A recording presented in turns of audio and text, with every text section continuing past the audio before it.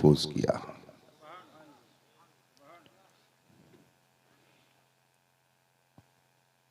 और ऊपर मसलके आला हजरत का उन्वान देकर यह पैगाम दिया गया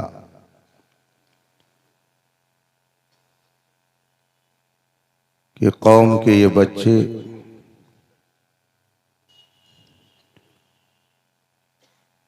उस गरोह से नहीं हैं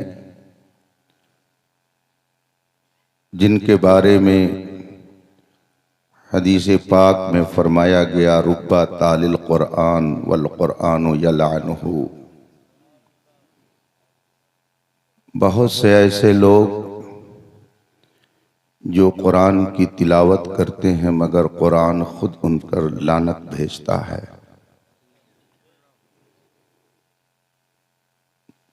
अराकीन जलसा ने अपने बारे में बड़ी वजाहत के साथ पोस्टर की पेशानी का झूमर मसलके आला हजरत बनाकर ये बता दिया कि हम उस जमात से हैं कि जब कुरान पढ़ते हैं तो रहमत इलाही का नुज़ूल होता है। मैं मुबारकबादी पेश करता हूं उन तलबा को जिन्होंने कुरान करीम को अपने सीने में महफूज करने के लिए अपने असातिज़ा की बारगाह में ज़ानुए अदब तय किया। उनके वालिदैन को मुबारकबादी देता हूँ। उनके अहबाब की खिदमत में हदिये तबरीक पेश करता हूँ जिन्होंने अपने लख्ते जिगर को खुद से दूर करके इल्मे दीन के हुसूल में मसरूफ किया। रब्बे कायनात उन्हें भी कुरान करीम की बरकतों से माला माल फरमाए। स्टेज अहले इल्म से मुनव्वर है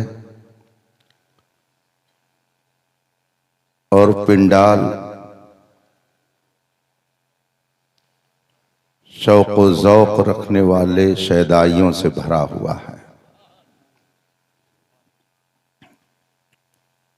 इस हकीर फ़कीर के हवाले से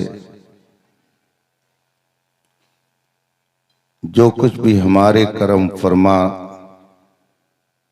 इरशाद फरमाते हैं, मैं उनके सारे कलिमात खैर को बरेली का फैजान समझता हूँ। जब तक बिके न थे तो कोई पूछता न था, उसने हमें खरीद के अनमोल कर दिया। अभी मेरे बाद आप जमात की उस घनगरज आवाज से महजूज होंगे जो दरसगाह, मकतब, इदारा से लेकर सियासत के ऐवान तक अपनी बात को सलीके से रखने का खूब हुनर जानता है। थोड़ी देर के लिए मैं भी आपके दरमियान हूं। इन हजरात की नवाजिश के मुझे याद किया। अभी 2 रोज कबल जुमे मुबारका को रात में 1:30 से 2 बजे के बीच इसी रास्ते से गुजर हुआ, जमदा शाही पहुंचा और आज फिर एक तवील सफर करके आपके दरमियान हूं। हमें दावा नहीं, तन्हा निभाही दोस्ती हमने, हमें दावा नहीं, तन्हा निभाही दोस्ती हमने, मोहब्बत को संभाला है कभी तुमने कभी हमने। थोड़ी देर आप मुझे बर्दाश्त करें। मेरी मोहब्बत और मेरी कद्र लोगों के दिल में इतनी होगी, इसका एहसास मुझे पहले नहीं था।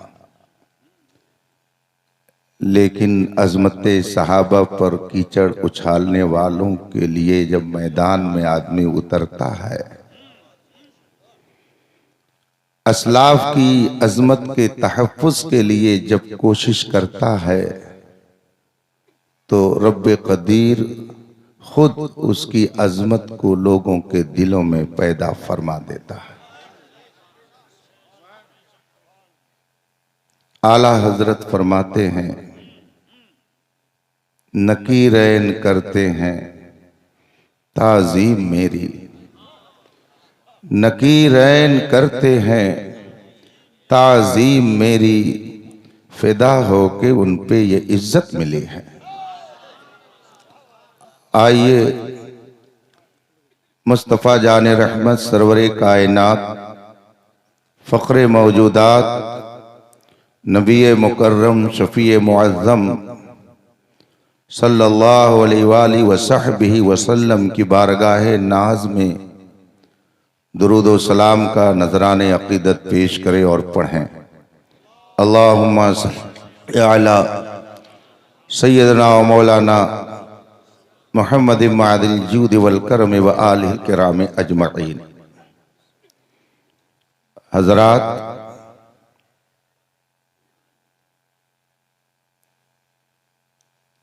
रब का करम है कि उसने हमें और आपको अशरफुल मखलूक़ात बनाया। शराफत, करामत, बुजुर्गी उसने हमें फितरतन अता फरमाई।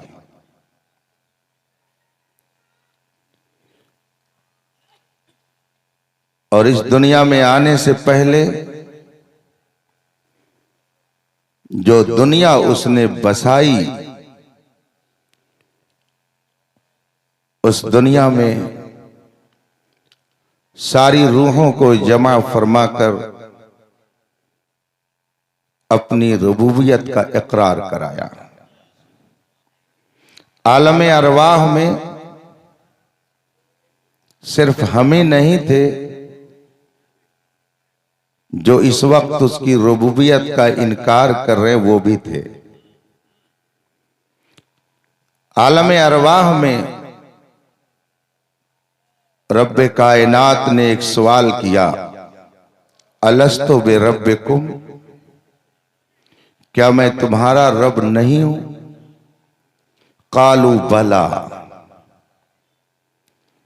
सारी रूहों ने कहा क्यों नहीं, बेशक तू हमारा परवरदिगार है। लेकिन सवाल ये होता है कि रूहों को कैसे पता चल गया कि वो परवरदिगार है? ये इल्म रूहों को कहां से आ गया? कैसे उन्हें इल्म हुआ कि जो हमसे अहद व पैमान करा रहा है वही हमारा परवरदिगार है? इसका जवाब कुरान में मिलेगा। रसूल पाक सल्लल्लाहु अलैहि वसल्लम की ज़बान मुक़द्दस से ऐलान कराया गया, कुल इन्ना सलाती व नुसुकी व महयाया व ममाती लिल्लाहि रब्बिल आलमीन ला शरीक लहू व बिज़ालिका उमिरतु व अना अव्वलुल मुस्लिमीन। अना अव्वलुल मुस्लिमीन, कुरान कहता है ऐ महबूब आप ऐलान कर दो, अना अव्वलुल मुस्लिमीन, सबसे पहला मुसलमान मैं हूं।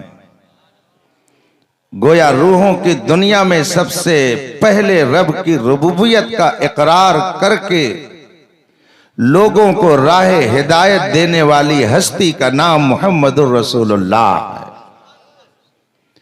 कायनात के मुअल्लिम अव्वल का नाम मुहम्मदुर रसूलुल्लाह है। अब अगर किसी को इल्म की खैरात लेनी है तो उस उस्ताद अव्वल की बारगाह में हाजिरी देनी पड़ेगी। अगर रब की मारिफत और रब की रुबूबियत को जानना है तो उसके दरबार में जाना पड़ेगा। रब की रुबूबियत का इकरार अकीदे तौहीद कहलाया और उस मुअल्लिम की बारगाह में पहुंच करके उसको तस्लीम करके वहां से खैरात लेना और उसे खुदा का बरगुज़ीदा पैगंबर मान लेना अकीदे रिसालत कहलाया। इस्लाम की बुनियाद में ये दो अकीदे खिश्ते अव्वल की हैसियत रखते हैं। एक अकीदे तौहीद है और एक अकीदे रिसालत है। अकीदे तौहीद के बगैर इंसान साहिब ईमान नहीं हो सकता। अकीदे तौहीद यह है कि एक हस्ती है जो हमेशा से है और हमेशा रहेगी। ला शरीक लहू, उसका कोई शरीक नहीं है। ला सहीम लहू वला नजीर लहू वला वजीर लहू वला जिद्द लहू वला निद्द लहू। न उसका कोई नजीर है, न उसकी कोई मिसाल है, न उसका कोई हमसर है, न उसका कोई मुकाबिल है। वही कायनात को चलाता है। कायनात में जो कुछ होता है सब उसी की मशीयत से होता है।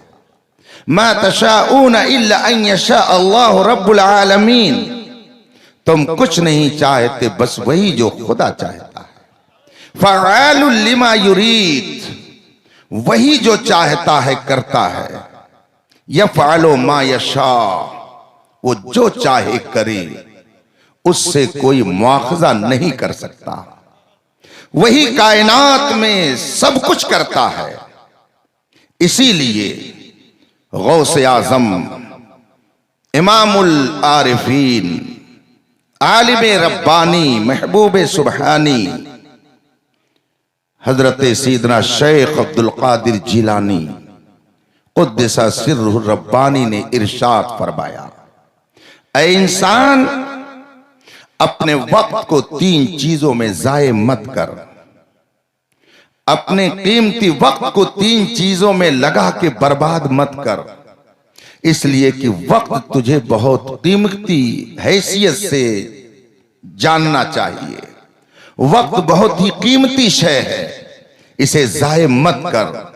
गौसे आजम फरमाते हैं कि जो चीज खत्म हो गई, जो तुझसे छूट गई, जो फौत हो गई, जो चली गई, उसको याद कर करके अफसोस में मत बैठ और वक्त को जाये मत कर, वो आने वाली नहीं है।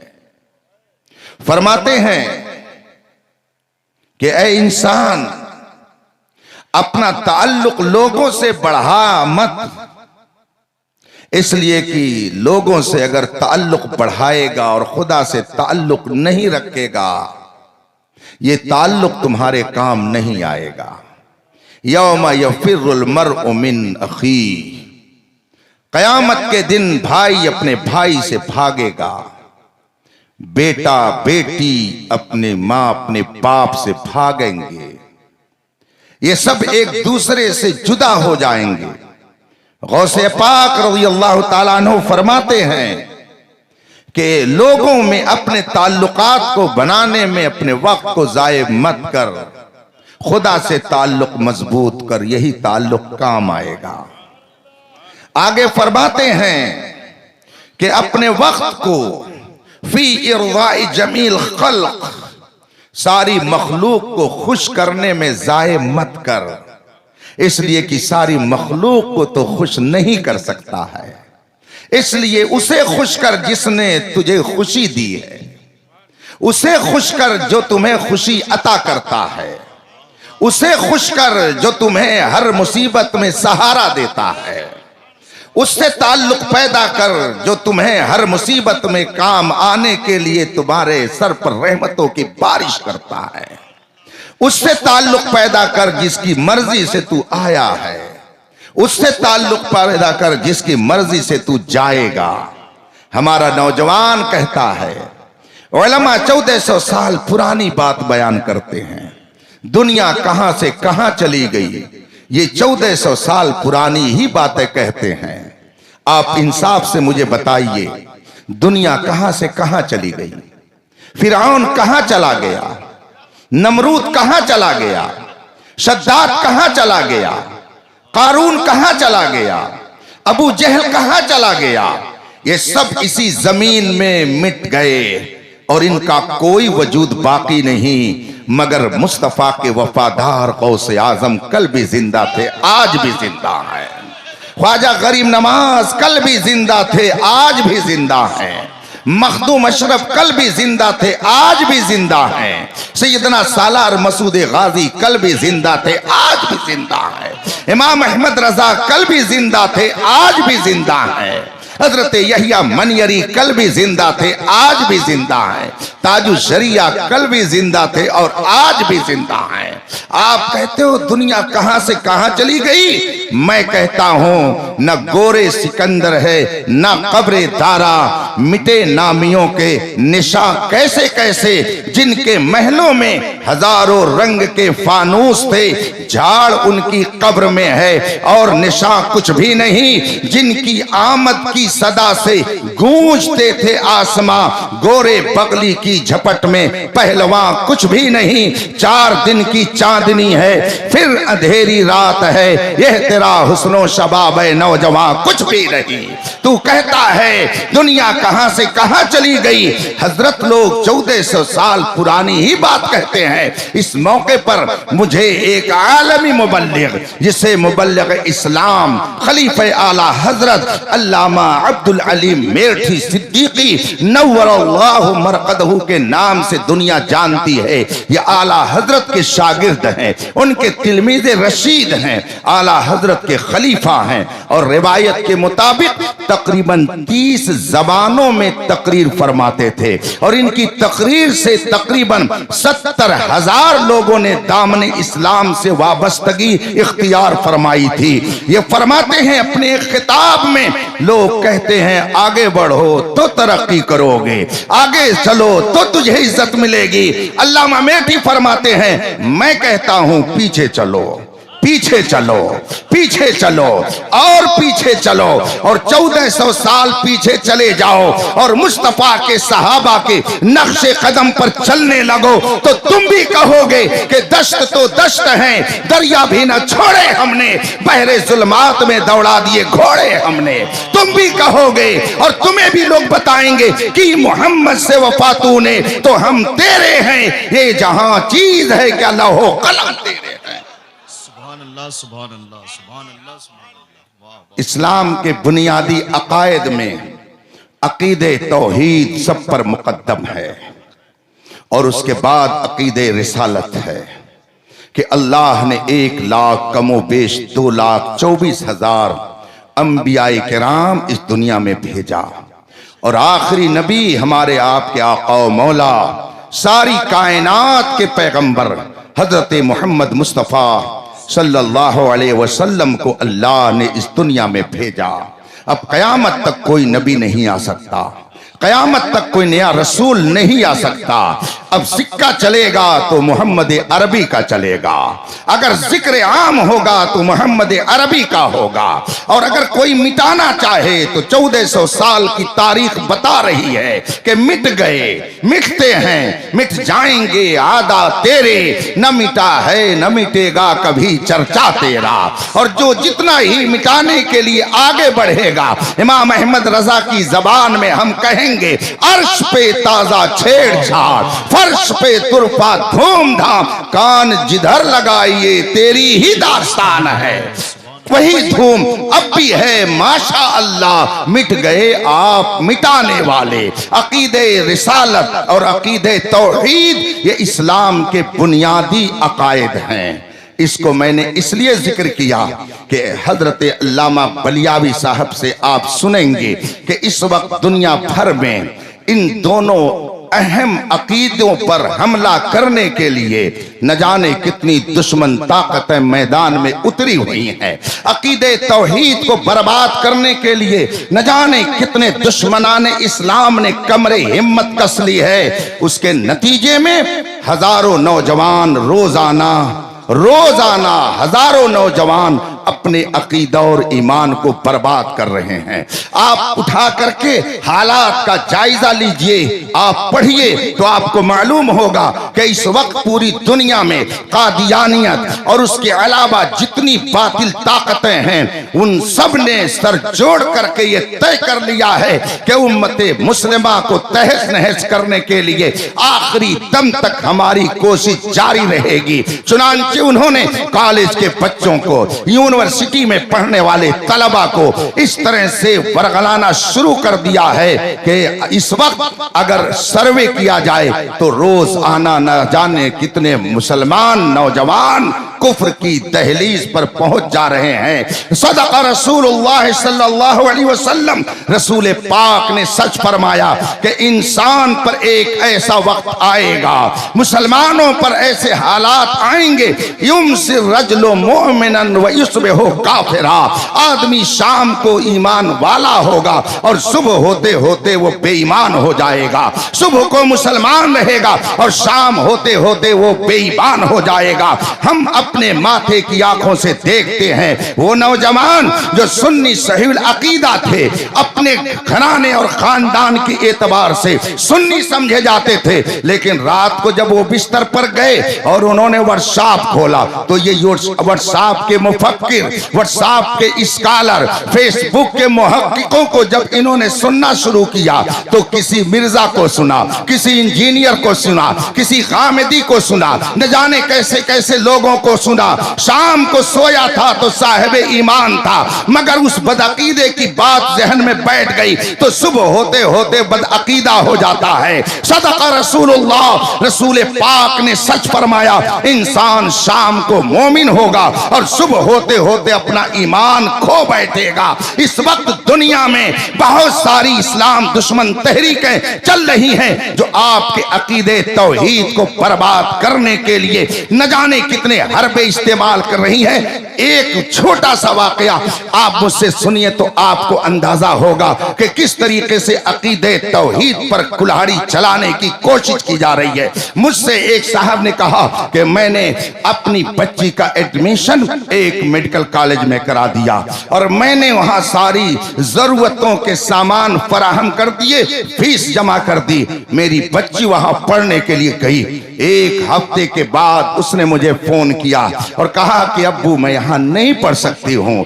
मैंने कहा क्यों नहीं पढ़ सकती हो? कहा जब आप मिलेंगे तब मैं ये बताऊंगा। कि हफ्ता, 2 हफ्ता, 3 हफ्ता, 1 महीना गुजर गया। उसके बाद मुझको उसने बहुत ही ज्यादा मजबूर किया तो फिर मैं उस यूनिवर्सिटी में गया, उस कॉलेज में गया और मैंने जाकर के अपनी बच्ची से मालूम किया और उससे मैंने पूछा कि आखिर तू इस जगह पढ़ने के लिए क्यों नहीं तैयार है? कहा आप मुझे यहाँ से निकाल ले चलें, उसके बाद में किसी और जगह मेरा एडमिशन कराएं, दाखिला कराएं। कहा ठीक है। चुनांचे डॉक्टर साहब अपनी बच्ची को घर लेकर वापस आ गए और फिर उन्होंने जामिया मिल्लिया में ले जाकर के अपनी बच्ची का एडमिशन कराया। उन्होंने मुझसे बताया कि बच्ची ने मुझे घर आकर के बताया कि जहां पर हम पढ़ने के लिए जाते थे, जिस क्लास में हमें दर्स दिया जाता था, उस क्लास का सिस्टम ऐसा रखा गया था कि कोई तालिबे इल्म, कोई स्टूडेंट अगर क्लास में दाखिल हो तो सामने एक मुजस्समा रहता। उस मुजस्समे को जब तक सलामी नहीं दे लेते उस वक्त तक आगे बढ़ने की इजाजत नहीं थी। उसको सलामी दे करके आगे बढ़ता तब उसे क्लास में बैठने की इजाजत थी। मेरी बच्ची ने बताया कि हम पर खुदा का एहसान है कि हम अकीदे तौहीद के मानने वाले हैं, इसलिए हमने ये गवारा कर लिया कि यहाँ से चले जाएंगे, लेकिन हमें ये गवारा नहीं है कि हम रब के अलावा किसी और को माबूद बनाएं और किसी और की परस्तिश करें। मेरी बच्ची ने इसलिए उस काले से तालीम को छोड़ दिया। अगर उस बच्ची के घर के अंदर दीनदारी नहीं होती, उस घर के बच्चे और उसका बाप अगर दीनदार ना होता, उलमा से उसका ताल्लुक ना होता, तो बताइए बच्ची का अकीदा खराब हो जाता कि नहीं हो जाता। जगह जगह के तुझे थक चुके हैं हंगामे, निशाते लज्जते ख्वाबे गिरा बदल डालो। गलत रवि से मनाजिल का बोध बढ़ता है, मुसाफिरों रवि से कारवां बदल डालो। अकीदे तौहीद पर शब खून मारने के लिए, हमला करने के लिए न जाने कितनी तंजीमें काम कर रही हैं। इसीलिए इमाम अहमद रजा ने आज से 100 साल पहले मुतनब्बे करते हुए फरमाया था, सूना जंगल रात अंधेरी छाई बदली काली है, सोने वालों जागते रहियो चोरों की रखवाली है।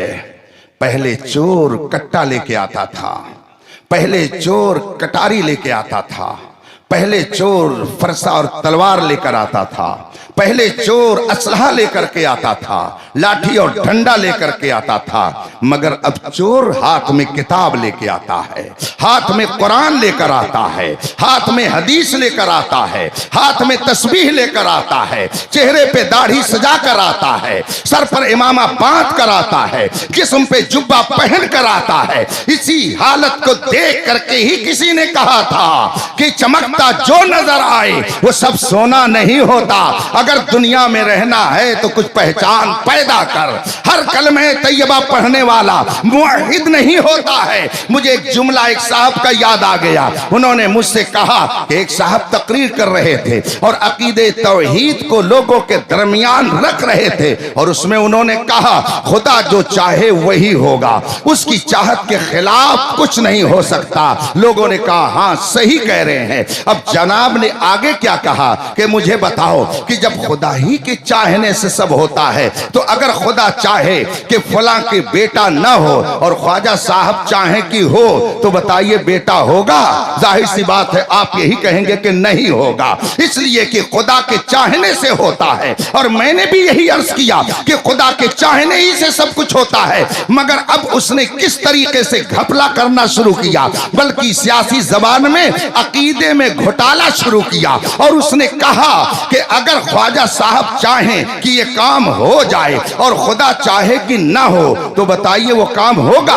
आप भी कहेंगे कि नहीं होगा। जो ही उन्होंने मुझसे ये बात कही, मैंने कहा इसने अपनी खबासत कौम में दाखिल करने की कोशिश की है और लोगों को गुमराह करने के लिए एक हथकंडा इसने इस्तेमाल किया। इसलिए कि ख्वाजा गरीब नवाज अल्लाह के महबूब है, ख्वाजा गरीब नवाज अल्लाह के फरमा बरदार है। महबूब अपने मरकज़े अकीदत के खिलाफ चाहता ही नहीं है। आप ये जो कह रहे हो कि ख्वाजा साहब चाहें और खुदा न चाहे, तो बताइए वो काम होगा? मैंने कहा ख्वाजा साहब वो चाहेंगे ही नहीं जो खुदा न चाहे। ख्वाजा साहब वही चाहते हैं जो खुदा चाहता है, तभी तो वो खुदा के महबूब बन गए। नारे तकबीर, नारे रिसालत, मसलके आला हजरत हजरत अल्लामा मुफ्ती अख्तर हुसैन साहब किबला। सुभान अल्लाह। अब आप बताइए, एक जुमले में उसने कितने लोगों को गुमराह करना चाहा, लेकिन रजा वालों के सामने सबका निशाना थोड़ी चल सकता है। ये रजा के नेज़े की मार है कि अदू के सीने में गार है, किसे चारा जोई का वार है कि ये वार वार से। अभी 3-4 हफ्ता पहले मैं मुशाहदात इसलिए रख रहा हूं ताकि अपने नौजवानों को मैं मुतमईन कर सकूं। और आखिरी बात जो मैं कहना चाहूंगा, ये सब उसके लिए गोया एक तमहीद है। अभी चंद हफ्ता कबल मेरे पास एक फोन आया, घंटी खत्म हुई, मैंने फोन उठा लिया। मैंने उससे पूछा कौन? उसने सलाम किया, मैंने जवाब दिया। उसने कहा मैं राजस्थान से बोल रहा हूं। हमने कहा कैसे फोन किया? कहा मुझे एक मसला पूछना है। मैंने कहा क्या मसला आपको पूछना है? कहा कि ये बताइए मज़ारों पे क्यों जाया जाता है? यही उसका सवाल था, मज़ारों पे क्यों जाया जाता है? तो हमने उससे पूछा कि आप करते क्या हो, आप पढ़े कितना हैं? उसने कहा कि मैंने हाई स्कूल किया है और इस वक्त मैं जॉब में हूँ, एटा में मैं जॉब में लगा हुआ हूँ और मैंने हाई स्कूल तक तालीम हासिल की है, मेरा घर राजस्थान है। मैंने कहा सुनिए, हम आखिर बुजुर्गों के मज़ारों पे क्यों जाते हैं? बात यह है कि वो अल्लाह के महबूब बंदे हैं और अल्लाह के महबूबों के यहाँ अल्लाह की रहमत उतरती रहती है, वहाँ रहमत नाजिल होती रहती है। इसको समझाने के लिए मुझे कभी कभी एक वाक़े की तफसील में जाना पड़ता है। आपने हजरत सैयदना इमामुल मशाइख शेखुल मशाइख सैयदना अली हुसैन अशरफी मियाँ नव्वरल्लाहु मरकदहू का नाम सुना होगा कि चौचा शरीफ की बड़ी बाअज़मत शख्सियत का नाम हजरत सैयदना अली हुसैन अशरफी मियाँ है। इन्हीं का वाक़या है कि जुमे मुबारका के दिन ये किचौचा शरीफ में बैठ करके वजू फरमा रहे थे और अचानक आंखों से आंसू आ गए। लोगों ने पूछा हुजूर आपकी आंखों से आंसू क्यों आ गए? तो फरमाया कि मैं कुतुबे वक्त का जनाजा जाते हुए देख रहा हूँ और शाम होते होते बरेली से तार आता है कि इमाम अहमद रजा का इंतकाल हो गया। कि छौछा में बैठकर जो बरेली के हालात को देख रहा है वो नबी नहीं है, वो पैगंबर नहीं है, बल्कि वो अल्लाह का एक महबूब बंदा है। जब उनके गदा भर देते हैं शाहाने जमाना की झोली, मुहताज का जब ये आलम है, मुख्तार का आलम क्या होगा? जब नबी की उम्मत में ऐसे ऐसे उलमा मशाइख हैं कि बैठे बैठे अपने घर से दूसरों के हालात को देख लिया करते हैं, तो अगर मदीने में बैठकर मुस्तफा कायनात को देखें तो इसमें कौन सी ताज्जुब की बात है? लेकिन दीदे कोर को क्या आए नजर, क्या देखे? हजरत अली हुसैन अशरफी मियाँ रहमतुल्लाह अलैह का वाकया बयान किया जाता है कि आप तशरीफ ले गए रामपुर के इलाके में और उस वक्त नवाबे रामपुर के जाहो जलाल का शोहरा चारों तरफ था। नवाबे रामपुर ने आपके पास पैगाम भेजा कि हुजूर मेरे गरीब खाने पर जलवा फरमा हो जाएं, इज्जत अफजाई फरमाएं। हजरत ने दावत कबूल फरमा ली और फिर नवाबे रामपुर के घर आप तशरीफ ले गए। नवाबे रामपुर ने आपको अपने तख्त पर बिठाया। उस जमाने में आपके इस जमाने की तरह लाइट और पंखे का इंतजाम नहीं था, हाथ से पंखा झला जाता था। नवाबे रामपुर ने हजरत को तख्त पर बिठाया और पीछे से ताजीमन एहतरामन खुद ही पंखा झलने लगा। मजमा सामने मौजूद था। इतने में किसी ने कहा कि हजरत तशरीफ फरमा है, अगर किसी को कुछ पूछना है तो पूछ ले। इत्तेफाक से एक आदमी पीछे से खड़ा हुआ।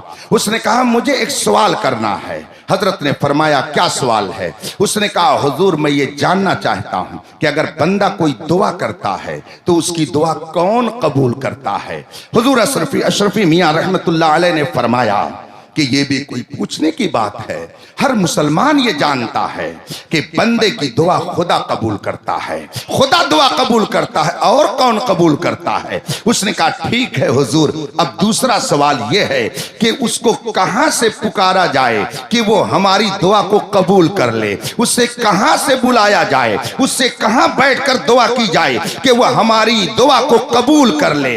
हजरत ने इरशाद फरमाया उसको जहां से तुम पुकारोगे, जहां से बैठ के दुआ करोगे, अगर वो चाहेगा तो तुम्हारी दुआ को कबूल कर लेगा। दुआ वही कबूल करता है। आप मैदान कारजार में हो तब भी वो दुआ कबूल करना चाहे तो कर लेगा। आप दोस्तों की महफिल में हो, मस्जिद में हो, मदरसे में हो, जहां दुआ करें, अगर वो चाहेगा तो दुआ कबूल कर लेगा, और अगर न चाहे तो खाने काबा की जंजीर पकड़ करके दिन भर खड़े रहे, फिर भी कुछ होने जाने वाला नहीं है।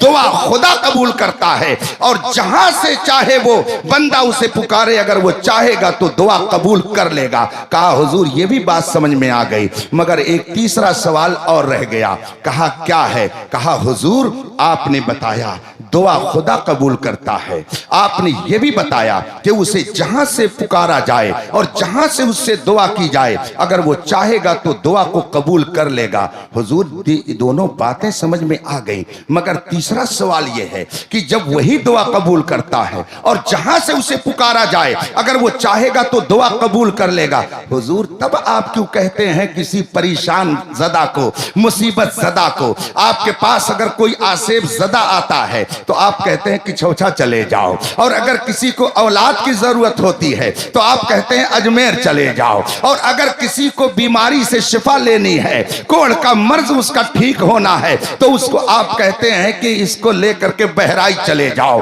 जब दुआ खुदा कबूल करता है तो क्यों आप बहराइच भेजते हैं, क्यों किछौछा भेजते हैं, क्यों अजमेर भेजते हैं? हजरत ने फरमाया ठीक है, तुम्हारा सवाल सही है। बात तो समझ में आ रही ना आप लोगों के? हम भी आप ही के दरमियान के हैं ना, आप इंग्लैंड से, हम तुरान से हैं, हम दोनों के दोनों हिंदुस्तान ही से हैं। अगर आप मेरी गुफ्तगू को संजीदगी से थोड़ी देर और समाप्त कर लेंगे तो मैं समझूंगा मेरा आना उसूल हो गया। आपने फरमाया बेशक खुदा दुआ कबूल करता है और जहां से पुकारा जाए वो अगर चाहेगा तो दुआ कबूल कर लेगा। अब आपने उससे फरमाया आओ करीब आ जाओ। इकबाल साहब आ रहे हैं, आइए करीब आ जाइए, आप भी आ जाइए, चलिए करीब आ जाइए ताकि आपको बलियाबी साहब का फैज मिल जाए, और अवाम अभी अपना फैज जेब से निकाल कर आपके दरमियान रखेगी। आइए तशरीफ ले आइए, उधर से आ जाइए, दरूद शरीफ पढ़िए, आप हज़रात अपनी जगह बैठ जाइए। अल्लाहुम्मा सल्ली अला सय्यदना व मौलाना मुहम्मद मादनी जूद वल करम व आलिहिल किराम अजमईन। हजरत ने फरमाया करीब आ जाओ। अब वहां से उठा, आपके पास कुर्ब में आकर बैठ गया। हजरत ने खामोशी इख्तियार फरमाई, उसे कोई जवाब नहीं दिया। थोड़ी देर के बाद फरमाया अपनी जगह पर चले जाओ। अब फिर वो अपनी जगह पर चला गया। थोड़ी देर के बाद हजरत ने फरमाया वो साइल किधर है जिसने सवाल किया था? कहा जी हजरत हाजिर हूं। कहा आओ करीब आ जाओ। उसने कहा हुजूर एक मर्तबा आपने बुलाकर मुझे भरी महफिल में रुसवा किया, आपने मुझे बुलाया, कोई जवाब नहीं दिया और आपने मुझे वापस कर दिया, क्या हुजूर फिर ऐसा ही करेंगे? फरमाया कि आओ करीब तो आओ। फिर वो दोबारा करीब आकर बैठ गया। हजरत ने इरशाद फरमाया ये बताओ कि तुम वहां बैठे थे तब तुम्हें हवा लग रही थी या मेरे करीब में आए तब तुम्हें हवा लगने लगी है? उसने कहा हुजूर मैं दूर था तो मुझे हवा नहीं मिल रही थी, मगर मैं करीब आपके बैठ गया तो मुझे हवा मिलने लगी। और हवा कौन दे रहा था? पंखा कौन झल रहा था? नौकर और खादिम नहीं, बल्कि खुद नवाबे रामपुर पीछे से हवा झल रहा था, वो पंखा झलकर हवा दे रहा था। अब जो ही उस साइल ने कहा हुजूर मैं वहां था तो मुझे हवा नहीं मिल रही थी, मैं आपसे करीब हुआ तो मुझे हवा मिलने लगी। हजरत ने नवाबे रामपुर की तरफ इशारा करते हुए फरमाया नवाब साहब आप मुझे हवा दे रहे हैं या इसे हवा दे रहे हैं? तो आपने जो ही ये सवाल किया, नवाबे रामपुर कहता है हुजूर इसकी क्या हैसियत है कि मैं इसको पंखे झलूं? इस जैसे तो न जाने कितने मेरे यहाँ खुद ही नौकर चाकर हैं। सरकार मैं तो आपको पंखा झल रहा हूं। हुजूर अशरफी मियां रहमतुल्लाह अलैह ने फरमाया सुन तू वहां था तो तुझे पंखे की हवा नहीं मिल रही थी, तू मेरे करीब आया तो तुझे पंखे की हवा मिलने लगी। हालांकि नवाब तुझे पंखे की हवा नहीं दे रहा है, वो तो मुझे दे रहा है, मगर तू मेरे करीब आ गया तो तुझको भी हवा मिल गई। सुन हम ख्वाजा के यहाँ क्यों भेजते हैं? इसलिए कि ख्वाजा महबूबे बारगाह इलाही है। ख्वाजा का दरबार वो है जहां पर रहमतों का हरदम नुज़ूल होता है,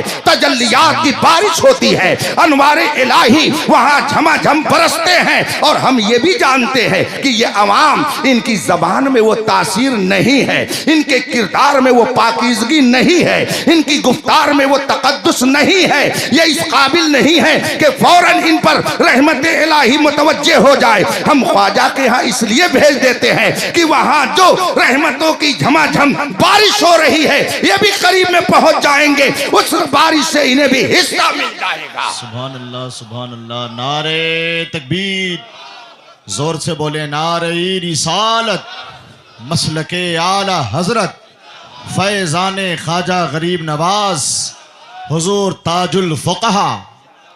ये तो बात आ गई बरसबील तज़किरा। उस नौजवान ने मुझसे कहा कि मज़ार पे क्यों जाते हैं? मैंने कहा कि वो अल्लाह के बहुत नेक बंदे हैं, इसलिए हम उनके यहाँ जाते हैं और अपनी अर्जी उनकी खिदमत में पेश करते हैं ताकि वो रब की बारगाह में अर्ज करें और हमारी बात जल्दी कबूल हो जाए। उसके बाद वो कहता क्या है, वो जुमला मैं सुनाना चाहता हूं अपने नौजवानों को और ये बताना चाहता हूं कि ये तहरीक कहां से आ रही है, ये नजरिया कहां से आ रहा है, हमारे नौजवानों में ये सोच कहां से आ रही है। वो फौरन मुझसे कहता है कि अगर ख्वाजा साहब नेक हैं तो हम भी तो नेक हैं, हमें वहां जाने की जरूरत क्या है। नबी से भी बराबरी करने वाले पैदा हुए, वली से भी बराबरी करने वाले पैदा हुए, और जिसको इस्तिंजा करने का शऊर नहीं वो अपने आप को ख्वाजा के बराबर कह रहा है। ये नजरिया कहां से आया, ये तहरीक कौन सी है जो हमारे नौजवानों को नबियों के शाना बशाना खड़ा करके उनकी बराबरी का ज़हन दे रही है। ये तहरीक कहां से चल रही है जो अपने आप को ख्वाजा गरीब नवाज के बराबर नौजवानों को ज़हन दे रही है। ऐसे तुम भी हो, वहां जाने की जरूरत क्या है, कुछ तो है जिसकी पर्दादारी है, यूं कोई बेवफा नहीं होता। आज लोग कहते हैं फिलिस्तीन जल रहा है, फला जगह ये हो रहा है, ये जला कौन रहा है, कटा कौन रहा है, लोगों को मरवा कौन रहा है। तारीख उठा करके देखिए फिलिस्तीन को तो मालूम होगा। मैं बहुत ही सफाई से चंद जुमलों में अपनी बात अर्ज कर देता हूं। सब तबाही की जिम्मेदारी आले सऊद के सर जाती है जिसे वहाबियत कहा जाता है। ये मैं नहीं कहता, ये पूरी तारीख कह रही है। उठा करके नेट पर जा करके आप देखिए तो आपको मालूम होगा हिंदुस्तान में नरसिम्हा राव के जमाने से पहले इजराइल को मुल्क नहीं तस्लीम किया जाता था। हिंदुस्तान में इजराइली एम्बेसी नहीं खुली थी। सन 1948 में जब पंडित जवाहरलाल नेहरू हिंदुस्तान के वजीर आजम की कुर्सी पर विराजमान थे, आले सऊद बरतानिया का एक वक्त हिंदुस्तान आया और कहा कि इजराइल को मुल्क तस्लीम कर लिया जाए। पंडित जवाहरलाल नेहरू ने कहा हमें मालूम है कि फिलिस्तीन अरबों का है, इजराइल का उस पर कोई हक नहीं है, हम उसे मुल्क नहीं तस्लीम कर सकते। आप हमारे यहां मेहमान बनकर आए हैं, रहिए, मगर हम इस पर हम मुआहदे पर दस्तखत नहीं कर सकते। हम जानते हैं कि फिलिस्तीन अरबों का है, इजराइल और यहूदियों का वहां कोई हक नहीं है। ये वहां हिंदुस्तान से वो डेलीगेट, वो वफ्द वापस चला गया, मगर पंडित जवाहरलाल नेहरू ने उस मुआहदे पे दस्तखत नहीं किया। क्या वो कलमा पढ़ने वाला था? क्या वो मुसलमान था? क्या वो नमाजी था? नहीं, मगर इस मसले में उसने इंसाफ दिखाई और कहा कि फिलिस्तीन अरबों का है, यहूदियों का कोई हक नहीं है। मगर यही डेलीगेट बरतानिया का यही वक्त जब आले सऊद के पास सऊदिया गया, तहरीर मौजूद है, नेट पर सारे मेटर्स मौजूद हैं, आप जाकर के उसको देख सकते हैं। बाकायदा आले सऊद ने लिख करके दिया कि बरतानिया फिलिस्तीन यहूदियों को दे दे या दुनिया की किसी कौम को दे दे, हम सुबह कयामत तक बरतानिया की राय की मुखालफत नहीं कर सकते हैं। मुझे बताइए कि आज जो वहां पे हालात हैं इसका जिम्मेदार कौन है? बात दूसरी तरफ चली जाएगी। नौजवानों के जहनों को बर्बाद करके इनको वलियों के बराबर रहने का जहन कौन सी तहरीक दे रही है? हम आह भी करते हैं तो हो जाते हैं बदनाम, ये कत्ल भी करते हैं तो चर्चा नहीं होता। मुझसे उस नौजवान ने कहा क्यों जाते हैं? जब मैंने ये जुमला कहा उसने कहा नेक तो हम भी हैं, तो अगर नेक होने की बुनियाद पर वहां जाया जाता है तो हमको जाने की जरूरत क्या है? वो भी नेक है, हम भी नेक है। मैंने मुनाजराना अंदाज में उससे गुफ्तगू शुरू कर दी। हमने कहा आपने इल्मे दीन कितना पढ़ा है? उसने कहा कि मैं इल्मे दीन तो नहीं हासिल किया हूँ, हाई स्कूल तक मैंने पढ़ा है। मैंने कहा आपको मालूम है अल्लाह के रसूल सल्लल्लाहु अलैहि वसल्लम ने इरशाद फरमाया तलबुल इल्म फरीज़ा अला कुल्ल मुस्लिम, हर ईमान वाले पर खा मर्द हो खा औरत हो इल्मे दीन हासिल करना फर्ज है। तो आपने पहला फर्ज छोड़ा। जो तारीके फर्ज हो वो फासिके मोलिन होता है, वो भला नेक कहाँ हो सकता है। आप तो बुनियाद ही अपनी ढाके बैठे हो। कैसे ख्वाजा से मुकाबले का आपने तसव्वुर कर लिया। आप फोन रखिए, आइए कभी तब मैं आपका दिमाग सही कर दूंगा। आपने कहा है कि मैंने सिर्फ हाई स्कूल पढ़ा है, दीन की कोई तालीम नहीं है। जो दीनी तालीम ना हासिल करे वो फर्ज का तारिक है। जो फर्ज का तारिक है वो नेक कैसे हो सकता है। उसको तो नेकी के रास्ते पर चलने का शोर भी नहीं आ सकता।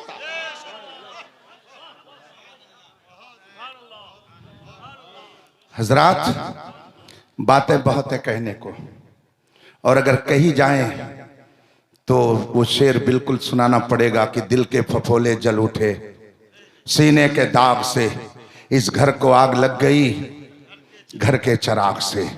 जुब्बा व साफा में कुरान व हदीस लेकर अकीदे तौहीद को तौहीद के नाम पर बर्बाद करने के लिए अंदरूनी तहरीक भी है, बैरूनी तहरीक भी है। और फिर अकीदे रिसालत की तरफ चलिए तो उसको खत्म करने के लिए, उस अकीदे को बर्बाद करने के लिए तो हिंदुस्तान में तहरीक जितनी जोर से चली थी, अगर इमाम अहमद रजा हिंदुस्तान में न पैदा हुआ होता तो इस तहरीक ने गांव के गांव को रसूल का गुस्ताख बना दिया होता। मैंने एक मौके पर चंद उलमा के दरमियान ये बात रखी, क्या वजह है। हिंद के अलावा दूसरे ममालिक में भी बड़े बड़े उलमा थे, बड़े बड़े मशाइख थे, बड़े बड़े पीराने तरीकत थे, बड़े बड़े दानिश्वर थे, मगर वहां पूरा का पूरा मुल्क, पूरी की पूरी आबादी, पूरा का पूरा शहर बदअकीदा हो गया। मगर हिंदुस्तान में ऐसा नहीं हो सका। निकाली सैकड़ों नहरें के पानी कुछ तो कम होगा, मगर फिर भी मेरे दरिया की तुगयानी नहीं जाती। अहले सुन्नत के नाम पर ख्वाजा के दरबार में देखो तो जम्मे गफीर दिखाई देता है। इमाम अहमद रजा की तुरबत पर जाइए तो लाखों की भीड़ नजर आती है। सैयदना सालार मसूद काजी के यहाँ जाइए, महबूब इलाही के यहाँ जाइए, कुतुबुद्दीन बख्तियार काकी के यहाँ जाइए, हजरत मखदूम पाक के यहाँ जाइए।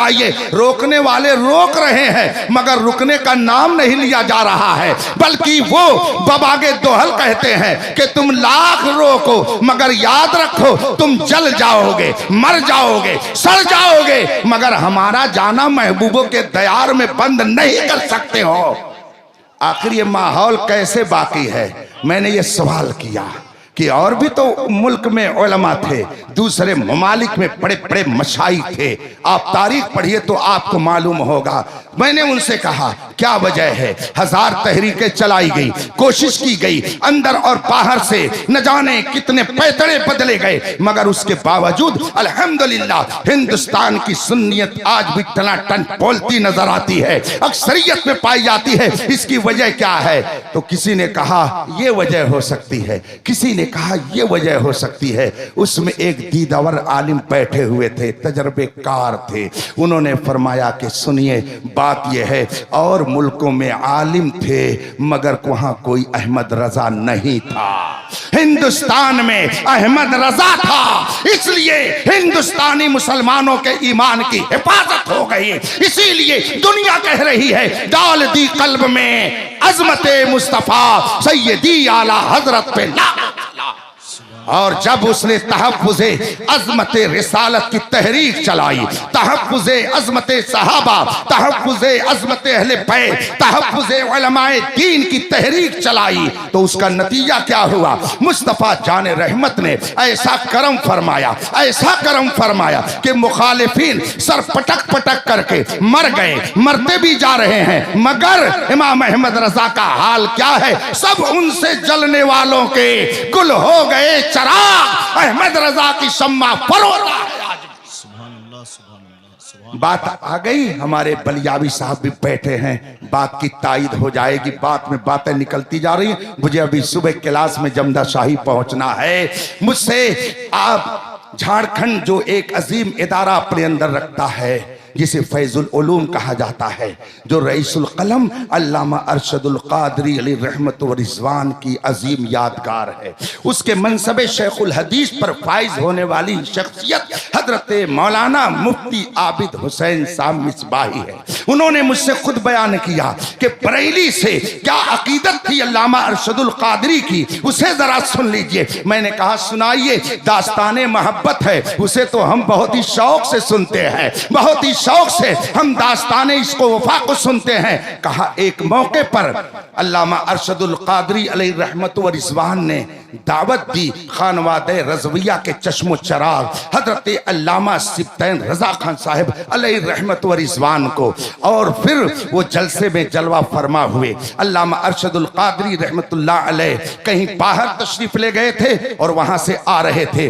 फोन करके मुझसे फरमाया कि आपने क़याम गाह उलमा की कहां कहां रखी है। मैंने तफसील बता दी और उसके बाद में उन्होंने खास कर नाम लेकर के पूछा अल्लामा सिब्तैन रजा की क़याम गाह कहां है। अल्लामा आबिद साहब ने फरमाया कि मैंने आपके कमरे में, जो इदारे में आपका कमरा जहां आप पढ़ाते हैं बैठते हैं, वहां मैंने उनकी क़याम गाह रखी है। कहा नहीं, जहां मेरे बच्चे रहते, जहां मेरी फैमिली रहती है, वहां जो मेरा मखसूस हुजरा है उसको सजा दिया जाए, वहां बिस्तर लगा दिया जाए और अल्लामा सिब्तैन रजा को वहां पर क़याम कराया जाए। उनकी क़यामगाह मेरा वो हुजरा रहेगी। कहा अच्छा, कहा ठीक है, लेकिन हजरत सब इंतजाम हो गया है। कहा ठीक है, लेकिन उनकी क़यामगाह तो मेरा वो कमरा होगा जहां मेरे बच्चे भी मेरे साथ रहते हैं। और फिर क्या जुमला इरशाद फरमाते हैं, रईसुल कलम फरमाते हैं, मौलाना सुनो, आला हजरत के खानवादे पर रसूल पाक की खुसूसी इनायत है। मैं ये चाहता हूं कि अल्लामा सिब्तैन रजा के जरिया वो रसूल पाक की खुसूसी इनायत बरेली के वास्ते से मेरे घर में भी आ जाए। जब मोहब्बतों का चिराग दिल में यूं जलता है तो वो सफीर इस्लाम बनकर कायनात के उफुक पर छा करके रईसुल कलम कहलाता है, हाफिज मिल्लत की यादगार कहलाता है। अकीदे रिसालत को बर्बाद करने के लिए जब हिंदुस्तान में तहरीक चलाई गई, इमाम अहमद रजा ने 1000 किताब लिखकर ऐसा वार किया है और दुश्मनाने इस्लाम की जबान को इस तरह से काटा है कि आज तक वो बिलबिला रहे हैं और आज तक इमाम अहमद रजा को न जाने किन किन अल्फाज से याद कर रहे हैं, मगर इमाम अहमद रजा की अजमत का सिक्का जैसे कल चल रहा था आज भी चल रहा है और इंशाअल्लाह सुबह क़यामत तक चलता रहेगा। आप कहेंगे कि मौलाना ये कौन सी तहरीक थी, मैं नाम नहीं लूंगा इसलिए कि नाम लेकर के अपनी जबान को मैं खराब नहीं करूंगा।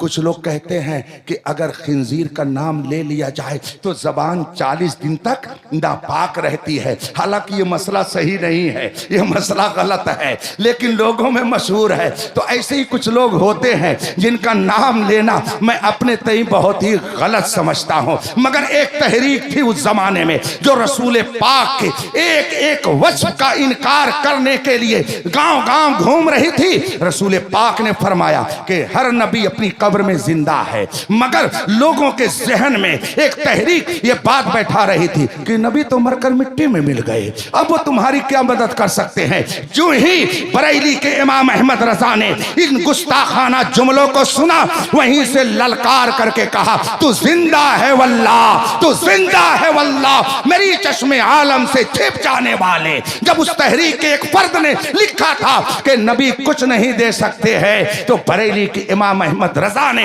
ललकार कर फरमाया था कौन देता है, देने को मुंह चाहिए, देने वाला है सच्चा।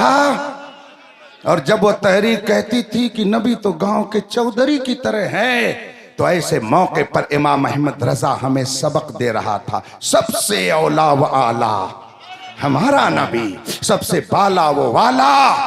जब वो तहरीक कह रही थी कि बस उनको बड़े भाई की तरह मानो, तब आला हजरत हमको सिखा रहे थे अल्लाह की सरताबा कदम शान है ये, इंसान ही इंसान वो इंसान हैं ये। कुरान तो ईमान बताता है इन्हें, ईमान ये कहता है मेरी जान है ये। जब वो तहरीक कह रही थी या रसूल अल्लाह मत कहो ये शिर्क है, तब इमाम अहमद रजा हमको सिखा रहा था गैज में जल जाएं बेदीनों के दिल, या रसूल अल्लाह की कसरत कीजिए। जब कहने वाला ये कह रहा था कि नबी का मीलाद मनाना बिदअत है, शिर्क है, तो इमाम अहमद रजा ललकार कर कह रहा था मिसले फारस जलजले हो नज्द में जिक्र आयाते विलादत कीजिए।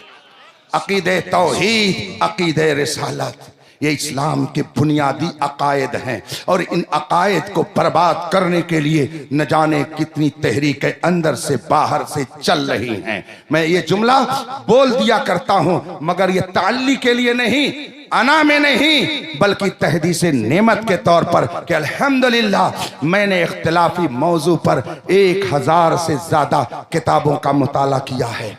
कादियानियत को डायरेक्ट बिला वास्ता उनकी किताबों के जरिया मैंने पढ़ा है, वहाबियत को उनकी किताबों के जरिया मैंने पढ़ा है, सुलह कुल्लियत को मैंने पढ़ा है, वहाबियत देवबंदियत को मैंने पढ़ा है, राफिजियत को मैंने पढ़ा है, तफसीलियत को मैंने पढ़ा है। इन मौज़ूआत पर 1000 से ज्यादा किताबों का मैंने अल्हम्दुलिल्लाह मुताला किया है। अल्लामा बलियावी साहब और हो सकता है यहाँ भी बहुत सारे हजरात हों जिन्होंने दारुल उलूम अलीमिया की लाइब्रेरी को देखा हो। तकरीबन 40,000 किताबें दारुल उलूम अलीमिया की लाइब्रेरी में मौजूद हैं, जहां पर हमेशा लोगों की तहकीक के लिए दरवाजे खुले रहते हैं। ये मजमा जितना बैठा हुआ है उतनी बड़ी वहां की लाइब्रेरी है जिसमें ये पूरा मजमा आ जाएगा। 40,000 से ज्यादा किताबें अलीमिया की लाइब्रेरी में मौजूद हैं। अल्हम्दुलिल्लाह मैं किताबों का मुताला करता रहता हूं। मैं आपसे तो नहीं मगर इन तलबा से जो आज फारिग हो रहे हैं इनसे कहूंगा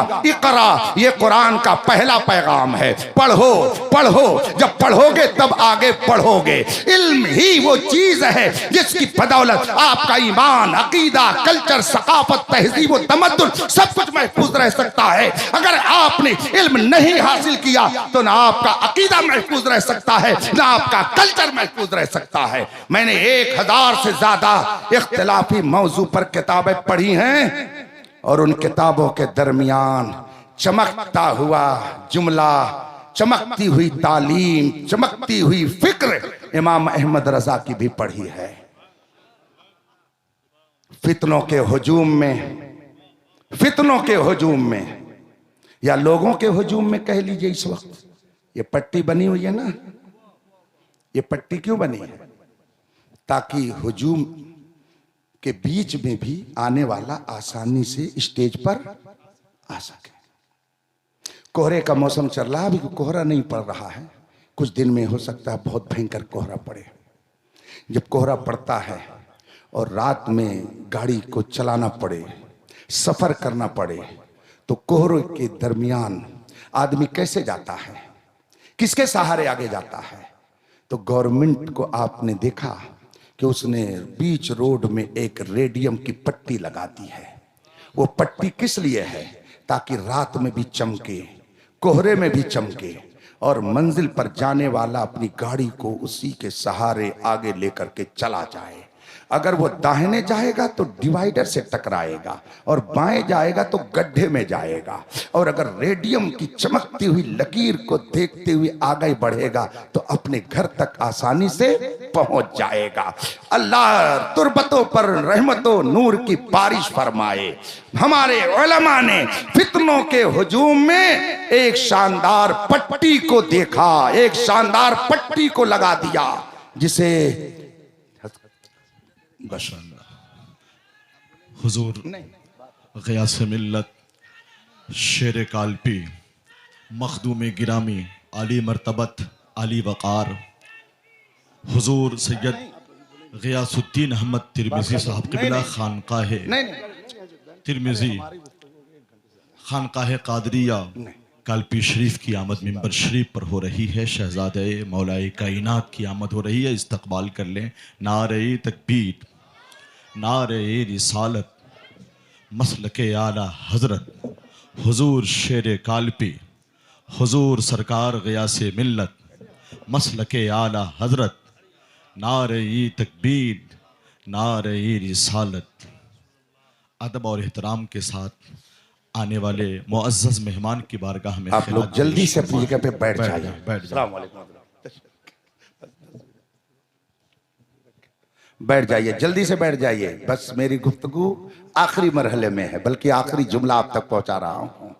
फितनों के हुजूम में बस बैठ जाइए और हजरत का दीदार कीजिए। जानते हैं ये दादा पीर की खानका के सज्जादा नशीन है, सबकी लगाम इन्हीं के हाथ में है। हम सब लोग दुआ में कहते हैं, दे मोहम्मद के लिए, रोजी कर रहमत के लिए, खाने फजलुल्लाह से हिस्सा गदा के वास्ते।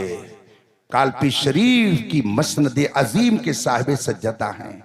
वहां से फैज बिलगिराम शरीफ पहुंचा, वहां से फैज मारहरा शरीफ पहुंचा, वहां से फैज बरेली शरीफ पहुंचा, और बरेली शरीफ से फैज आपके इस गांव, क्या नाम इस गांव का? मुर्गिया। अरे मुर्गवा कह दिया होता भाई, ये मुर्गिया क्यों कहने लगे आप लोग? मुर्गवा चक में पहुंच गया है। तो ये सब फैज अल्हम्दुलिल्लाह, जो कुछ इज्जत बचा रहे हैं आप लोगों की। बलियावी साहब कह रहे रहीमाबाद नाम है, तो ये इसका मतलब यह है कि अपनी कौम की इज्जत बचाने का बरवक्त हुनर इनको आ जाता है। अल्लाह सलामत रखे। उस खानकाह के साहिब सज्जादा जो हमारे दादा पीर तशरीफ फरमा है, तीन कुतबे जमाना वहां जलवा फरमा है, और उस खानका और उस गद्दी के जानशीन हमारे और आपके दरमियान जलवा फकन है। हुजूर गया से मिल्लत, आप जलवे ज़ेबा का दीदार कीजिए। दो जुमला मैं कह के अपनी बात खत्म करता हूं, इसलिए कि अगर सुबह नहीं पहुंचूंगा तो हजरत भी फरमा देंगे कि आप पढ़ाते क्या हैं। हजरत के साहबजादे जमदाई में पढ़ रहे हैं, तो इनको ज्यादा फिक्र होगी कि पढ़ाते क्या है जब रात भर आप घूमते रहते हैं। अल्लाह सलामत रखे। बहरहाल मैं ये अर्ज कर रहा था कि फितनों के हुजूम में आप कोहरे, इस कोहरे में अगर मंजिल मकसूद तक जाना चाहें तो गवर्नमेंट ने आपकी गाड़ी और आपकी जान की सेफ्टी के लिए, हिफाजत के लिए एक शानदार पट्टी रेडियम की लगा दी। वो रात में भी चमकती है, यूं ही बिला तशबीह, समझाने के लिए। हमारे बुजुर्गों ने देखा कि फितने बहुत भयंकर हैं। जुब्बे में फितने, साफे में फितने, कुरान को लेकर के फितना, हदीस का नाम लेकर के फितना। इन फितनों से हम कौम को कैसे बचाएं? जान की हिफाजत के लिए गवर्नमेंट ने रेडियम की पट्टी लगाई। हमारे उलमा ने आपके ईमान की हिफाजत के लिए एक शानदार पट्टी लगाई जिसे मसलके आला हजरत कहा जाता है। इसी पर चलते रहिएगा, इंशाअल्लाह मंजिल मकसूद तक पहुंच जाइएगा। मसलके आला हजरत आपके अकीदे तौहीद की हिफाजत का जिम्मेदार है। मसलके आला हजरत अकीदे रिसालत का तहफ़्फ़ुज़ फराहम करता है। मसलके आला हजरत आपको अज़मत सहाबा सिखाता है। मसलके आला हजरत आपको अज़मत अहले बैत सिखाता है। मसलके आला हजरत आपको एहतराम उलमा व मशाइख समझाता है। मसलके आला हजरत आपको तअल्लुक़ बिल्लाह का दर्स देता है। मसलके आला हजरत आपको यह सिखाता है कि जब सारे दोस्त छोड़ दे साथ, तो जो दोस्त, जो महबूब हर मंजिल पर काम आए, सच्चा महबूब यही वही है। लिहाजा उसी को अपने दिल में बसाओ और ये कहो उन्हें जाना, उन्हें माना, न रखा गैर से काम। लिल्लाहिल हम्द। मैं दुनिया से मैं युतिइल्लाह व रसूला फ़क़द फ़ाज़ फ़ौज़न अज़ीमा। जिसने खुदा और रसूल की सच्ची फरमा बरदारी की, वो एक क्लास का कामयाब इंसान बन जाएगा। वाखिर दावाना अनिल हम्दुलिल्लाहि रब्बिल आलमीन। अस्सलाम वालेकुम व बरकातुहू। हुजूर ताजुल फ़ुक़हा अल्लामा शाम